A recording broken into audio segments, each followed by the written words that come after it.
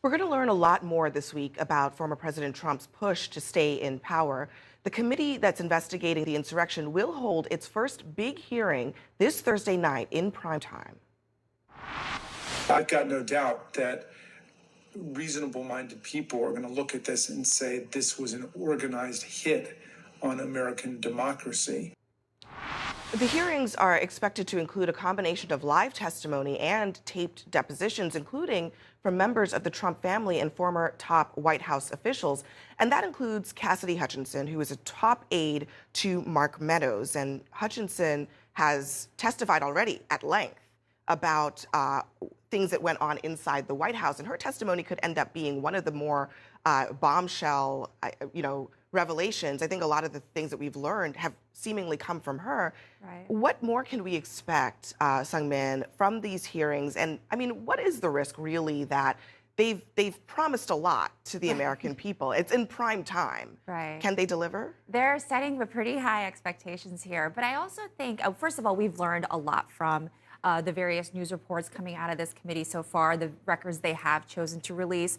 But they've promised that there are more, and there is a reason why they are putting this front and center in prime time. And I also think there's a different element, too, of actually seeing these people testify in person and the impact that has. We've talked about Cassidy Hutchinson, the very valuable witness for the for the January 6th committee, and she is expected not only to testify in person during the hearings, but also videotapes of her testimony or her private discussions with the committee are expected to be aired, according to sources that my colleagues have talked to. So I think there is power in hearing those words, especially hearing, for example, her testify to the fact that Mark Meadows, her former boss, had told people around in the White House that President Trump had talked kind of approvingly about the Hang Mike Pence episode, which is still astonishing to it's think an about. astonishing thing. Right. And just the fact of testimony on its own is something that differentiates this from the last impeachment, where there really wasn't testimony. So it's different. And they're also really thinking about it in terms of how to make a splash, right? They're scheduling hearings in prime time. They're going to have a multimedia presentation.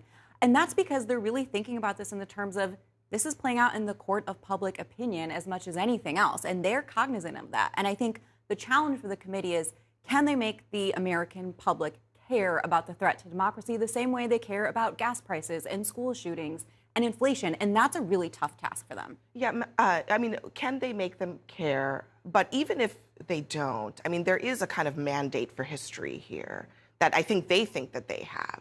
I mean, how real is that?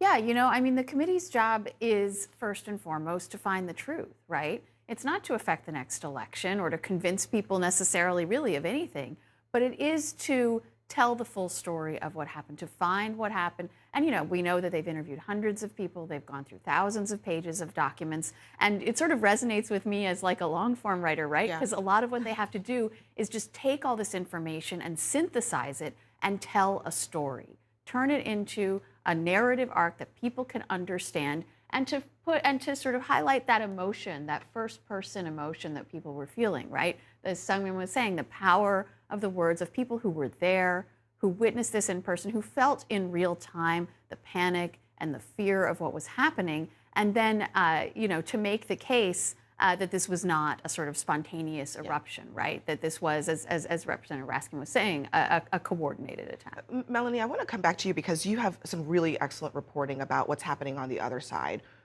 Former President Trump, as usual, wanting his supporters to back him up.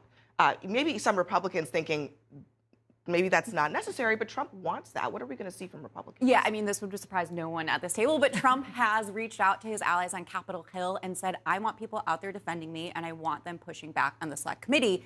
And that has happened. They have answered the call. There's been planning behind the scenes from a familiar cast of characters. House GOP leader Kevin McCarthy, who was subpoenaed by the committee, has been coordinating the effort.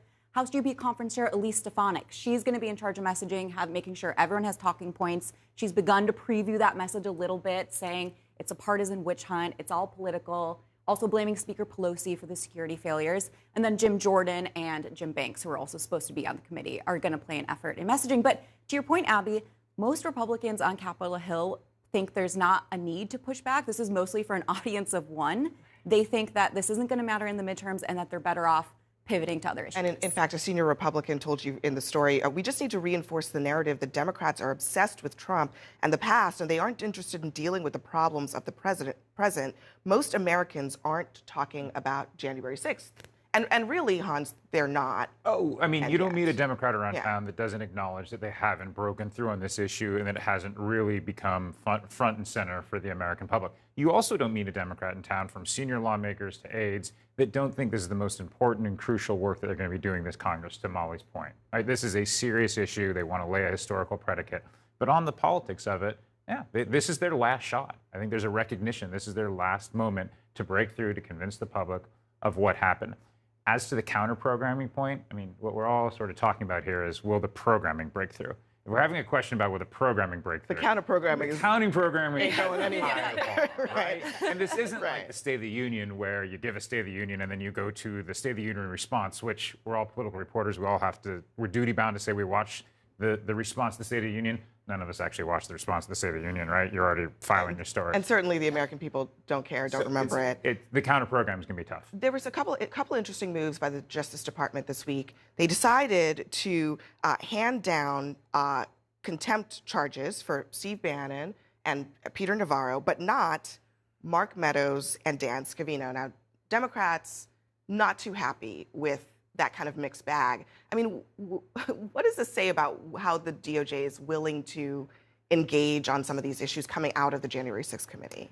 Well, I think it was Mark Meadows, legal experts say that would have been the toughest call, because if there is an aide in the White House that has a claim to executive privilege, it is almost certainly the White House chief of staff. And I think that was what the Justice Department really was weighing at the time. I think people like Peter Navarro, when, his title is a trade advisor, I think when he's claiming executive privilege, it was probably a tougher sell. Meadows also engaged a little bit with the committee initially, right? Exactly. So I think those facts that are out there made it a little bit tougher for the Justice Department. But you're certainly right.